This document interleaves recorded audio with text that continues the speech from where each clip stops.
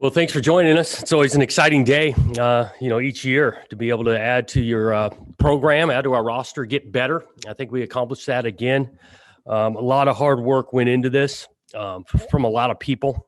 But in particular, I want to thank Derek Ray, Michael Doctor, J.R. Mawala, Casey Byers, Jordan Lane, Kylie Murphy, and so many others. But those in particular, how much they work.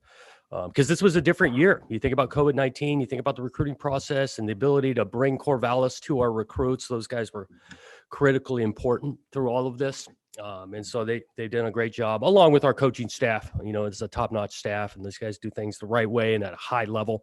And so we're really pleased with this class that we put together. Obviously, the early signing date in December, and then today, around 26 total new members currently. And then adding about 15 of them on this particular day. And so we're really, really fired up on it. I am going to kind of go down the list, give you a quick comment or two about each guy, and then obviously be able to answer any questions you do have. Haneli Bloomfield actually is here on campus now, currently. Got here in January. Really excited about his flexibility on the offensive line, the ability to play a couple of spots. He's a little bit more veteran. Which we thought could help us add some real depth there, and he's going to have the ability to compete right away. Bryce Caulfield, tight end from Lake Ridge, think he can make the game physical. Got a great frame and has an opportunity to continue to develop and really be an asset to us, I think, on the offensive side. Deshaun Fenwick, running back, from South Carolina, here as well. Been working out with us for a month. Obviously, we lost a big piece of our running back room with Jamar. And we feel like Deshaun's going to be a huge addition that way, to be able to play right away, go through spring ball, physically can do it, has carries already at the highest level in college football. And so that was a huge addition for us. Gavin Haynes, Westland High School, just wanted this guy on my team, to be honest with you, and watching his tape, the type of kid he is. Think he could play some different spots, but we're going to start him there at running back. His teammate, Zach Holmes, same thing, Westland High School. We've developed offensive line. Jim Alchuk does a great job. I feel like Zach has a chance to develop as well. Frame, plays nasty, can move his feet. Elijah Jones, defensive back, University of Kansas. Most recently here as well on campus. Been working out for a month. Feel like adds to our competitiveness, depth in the secondary. Feel like he can help us from right away. Huge for him to be able to go through spring ball. Jack Hane, again, plays in the top level. We're in Servite High School, coming from that league. You guys know how competitive that league, the Trinity League, is in Southern California. Excited about his addition, where he plays in the secondary. Orion, this is one of my favorites just in regards to this guy had a big-time senior year. And oftentimes this recruiting process is so sped up that oftentimes your senior year doesn't matter as much. Well, this guy's senior year did. He showed up on tape in a big way for us. Obviously, coming from Utah, was able to play, and so we're really looking forward to his addition. He will go on a Mormon mission, which be an awesome experience for a couple of years. Those that then have been able to do that and change their lives, and so we'll be anxious to get him back here after that. Josh McCormick, kicker, always looking for him, coming all the way from Texas. He can split the uprights, and we're counting on that from him. Carter Newman, tight end from Sheldon High School. I think this guy got position flexibility as well. Can play some tight end. We probably will start him there, but not certain he couldn't end up on the defensive side at defensive line. Made plays on both sides in high school. Obviously, we got a bunch of respect for that program just down the road at Sheldon. Excited about his addition. Jeremiah Noga. I got to see him a bunch on tape because the quarterback was throwing it to him, Sam Vidlak. I feel like Jeremiah's got a chance even earlier on in his career here to do some things. I think he's got a physical skill set to do it coming in. Tyson Thomas, defensive back, really Lake Ridge High School, another guy that loves football and actually goes down to Texas to be able to play. And he's got that kind of desire to play the game, goes to Texas, and now has returned to Lake Ridge. And he's got some length to him. Excited about what he'll bring to the defensive back room. Micaiah Tung, that name will sound familiar to so many in Beaver Nation, with his dad being a legacy of this place, a big-time player. Micaiah's coming from the University of Georgia. He's been here on campus already for a month. This guy adds to our receiver room in a lot of different ways. One is just the physicality he can play with, the height he's got. and he's got a few years to do it here at Oregon State. And it doesn't hurt when your dad's a 10-year NFL vet and had a big-time career here at Oregon State, being able to sell Corvallis and what that does. So that was a huge get for us there. Jason White, offensive lineman. Again, Orange Lutheran, big-time football down in Southern California in the Trinity League. This guy has some athleticism. We feel like he can play the natural left tackle at O-line.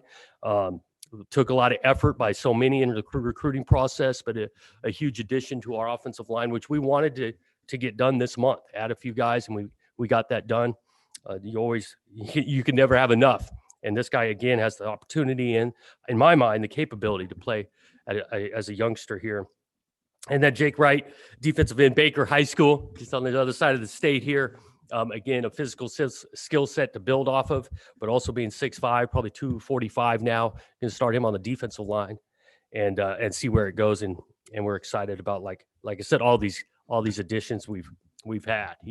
I think this is, you look at it number-wise, maybe a little bit smaller in regards to numbers, which we anticipated because we got so much coming back on our roster currently. But it's a nice building block of the momentum we have. We feel like these additions are going to continue to help us build and continue to get better. With that, questions?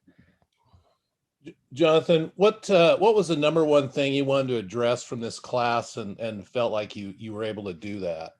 Yeah, I combining both dates here, December and the signing date today, we were going to go across the board and try to create depth and additions at every position. There was a little bit of an emphasis in January. Is there an O lineman or two out there that we feel that fit our place?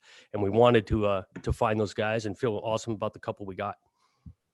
And on the flip side, was there anything besides numbers of scholarship guys, for obvious reasons, that you wanted to address and you're not sure that you were able to do that? We're always trying to look, and if they can add some value to our roster, we're going to pursue them. And so in no way are we done in regards to you recruiting 365 days a year. And so if there's some good players out there that can help us, if we can find some space, we're going to be able to, we'll look to do that. But I don't see a glaring hole that we missed on this list. Are all the transfers, are they all eligible to play for 21? I'm pretty confident, yes. I have to double check my compliance office here in a minute, but yeah, I'm pretty confident, yes. Hey, Coach Smith, how many more scholarships, give or take, do you have right now to work with? That's an ever-changing number. The way this thing has worked with the COVID-19, everyone gets a free year. You can see what the transfer portal has created, not just at Oregon State in college football. So that's always a moving target, but we don't have a bunch. You guys Jonathan, on the roster for this year in this recruiting class, but also a lot of PWOs too, that are local Oregon kids. Just walk me through the calculus there of, keeping an eye on everyone that you have in state here, but also, programs like Nebraska have been able to do this, of taking local, preferred walk-on kids and turn them into something. I mean, do you look at something like that and say, we want to kind of stack the deck here with some walk-on kids that have the potential to be contributors later? Yeah, we do. You look at building a roster, building a team, and yeah, you're looking at high school athletes on the recruitment side, the scholarship side, junior college side. In this day and age, the transfer portal is one way you can add to your roster, but also on the walk-on end and being preferred and given them a true opportunity. And we've got plenty of examples, through Oregon State's history, the last 30 years of guys that have come on and walked on and contributed in a big way. And so that's, again, building the roster, but then developing the roster. All those four examples are way we try to do it. Jonathan, in regards to the preferred walk-ons, I think I count 9 from this today and maybe 3 or 4 from the last group. And I assume you're probably not done. It feels like there's a few more than usual. I could be wrong on that, but was there any thought to bring in more walk-ons this year, given that a lot of them didn't play a senior year, and maybe there's a diamond out there that, you're able to get on campus and see, whereas in other years you're not able to do that? Well, I know every year we're trying to shoot more than one diamond in the rough out of this group to come in and, like I've said before, go and contribute and develop and be big time for us. I think a little bit too, you look at roster sizes with the flexibility some of the COVID numbers creates. allows for a spot or two. And so again, we feel like these guys are going to be able to come in and truly compete and contribute and play. We want to recruit them and give them an opportunity. And we feel awesome about this group. 6A gets a lot of the love and recruitment here in Oregon from the high school side of things, but you guys did a pretty good job of going down, the various levels of Oregon high school football to find guys. I mean, what has the recruiting strategy just kind of been for you guys? People like Coach Cook is kind of looking at the state itself and finding talent beyond the typical, 6A Portland, 6A Eugene kind of hotbeds. Yeah, I think just because, a player comes from maybe a school that doesn't have the numbers as others, number of students, and so the size the school they go to doesn't keep them from being a good player. And again, the fit of Corvallis, they've got to have a physical skill set that can play the game. That's obviously a starting point in the evaluation process, but their desire for football, their desire to be able to get better and improve, all this, they got those attributes. If they're coming from a school that's 3,500 kids or 350 kids, we want to chase them down. And you're right, Coach Cookus does an awesome job, kind of heads that up in our state, but our entire staff of the awareness of the players that are in the state that are playing high school football. It's a definite group effort. Jonathan, it's the first time we've been able to talk to you about a few other things, but David Morris, when did that conversation take place as far as? Yep. It really started before the Christmas break. And he's just having a lot of thoughts. He desperately loves this game, but he wanted to take some time and really think about it. We kind of finalized things last week with him. And look, the guy gave everything he could to this place, was a leader on this team, did things right on and off the field. The injury thing, he couldn't escape. He just dealt with so much, putting it all out on the line that he just ran out of gas. We appreciate his efforts, what he brought to the place. And that's kind of what the conversation was last week. Do you know, is he planning on staying at Oregon State and finishing his, I don't know if it's. Yeah. And he's got some options there. He's such a good student to really leave this place with 2 majors or pursue a little bit more masters. He's really close on that stuff. To go back to the local guys real quick, do you feel like the program's made inroads the last couple of years that you've been there with local Oregon high school kids a little bit better maybe than in past years? And how much does that matter, not just for this year, but you got a big class of local guys in 2022 that are very highly regarded people already? Yeah, I think you're trying to make inroads in not just your own state, but where we're a Pac-12 footprint in regards to the West Coast recruiting. We're always trying to make more and more inroads. Again, we got a bunch of respect for the high school coaches in this state. A lot to deal with this year with COVID and cancellations and whatnot, and them still diving into their kids, even though they're not able to play games. And so those relationships are huge for us, and we're going to continue to grow them. Have you been able to peek your head inside of the off-season workouts and see how those are going? Yeah, it's been fun to be able to get around them. Normally you've been traveling the whole month of January. And so, yeah, our coaches have been popping in on them. I was there a couple of times, even this week. Shoot, they were out there. Wednesday's our lighter day, and they're out there throwing the suns out and getting Corvallis.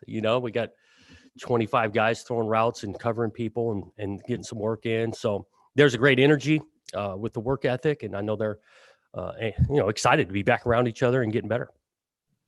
There haven't been any off-season injuries of note at all. Every once in a while, nope. Pop up. Nothing. Nothing of note. Is your coaching staff? You feel like it's set now for there's no movement as far as you can tell. No movement to announce. But I will say, just like anytime you do something well, people are going to pursue those people, and those conversations take place. It seems like every off season. So this one has been no different. How much did it help with the recruiting process to have that coaching continuity when so many other programs are having a hard time kind of retaining staff? Yeah, I think it helps, and that's one of our approaches around here is to have some continuity and build on year after year with the same people. But look, I will say, just particularly this coaching staff, some of these guys have had opportunities, have turned them down currently, but that's not going to stop. I mean, people take notice of the work getting done here. And so that's part of the business. And we want to help guys continue to grow their careers. Have you nailed down a start date for a spring practice? Not totally yet. I've been looking back and forth on that. Initially was thinking just going start March and do what we've done before. But because of this recruiting calendar, it creates a little more flexibility to get into the springtime. And so we're just taking another look at it before we decide exactly. Are there any other guys who have left the program? It looks like Jake Scarton's no longer on the roster. Yep. We've had a few departures for different reasons. Nothing disciplinary type issue. It's more of a free choice by them. Some of them want a better opportunity to go play. Some of them have graduated and are finished and want to start real life. But I don't have the list in front of me, and it's more than one or two. You look at what you guys have had from a running back perspective the last couple of years, whether it be, Jamar and AP sort of complementing one another there in the room. I mean, when you look at Deshaun and Demir, are those guys complementary, supplementary? I mean, how would you describe the room that you have in these new guys and what you might be able to do from an offensive standpoint with them and utilizing them in different ways? Yeah, I think we've got a variety of talent in the room, and I do think we got some depth in the room to create some competition. BJ Baylor coming back. You mentioned Deshaun and Demir, Teron Madison and Isaiah Newell, and Mikey Alfrieri's going to get back. And each of those guys have some skill sets unique to themselves. And that's why Coach Lindgren and the offensive staff got to put those guys in some good positions. But it's good to have choices on who you want to put out there. I ask this all the time, but any update on Jordan Whitley? Has he been going through workouts, or? He's been around. He hasn't been full, but he has been around, and he's definitely looked better than he did a month ago. On that note, any update on Addison Gumbs at all? Not at this point, no. You might have already said this. Are all four of the incoming transfers, Fenwick, Bloomfield, Jones, and Tongue, already on campus? Correct. Yep, they're all on campus and working out, going to class, hopefully. Does Tongue, does he what from a receiver standpoint, is he someone you don't have on your roster right now, or does he look like anybody? Yeah, he's a little bit taller than what we had, and he's physical. He's well over 200 pounds. He's got great hands, being able to kind of glance at some of the work getting done over there.